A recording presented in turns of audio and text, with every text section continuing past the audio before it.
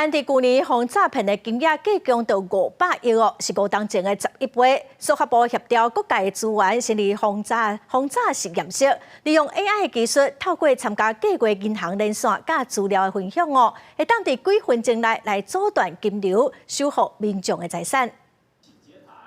司法部拜三正式启动防诈实验室，这个实验室是由政府和台湾的银行、公部门和民间共同合作所成立的新单位，希望透过金融机构的合作，斗阵追查有嫌疑的金流，提升金融的治安问题。我们就一直跟金融界有一些密切的合作，就是怎么样从这个流中，在最后在金流的异常里面，能够看到诈骗的那个可疑性。 高商银行表示，目前台湾上常看到的就是投资诈骗，诈骗集团会用假的口罩，伫咧保工的银行四过转钱，让金流变甲真复杂、乱糟糟。要查金流，得变甲真困难。这摆成立防诈实验室，就是希望提供一个跨银行的空间，让各家银行斗阵开会，利用 AI 来分析金流，找出来有嫌疑的口罩，打击诈骗。大概只有1/10有报案。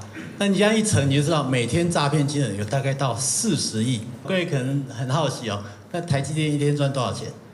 台积电一天只赚32亿哦。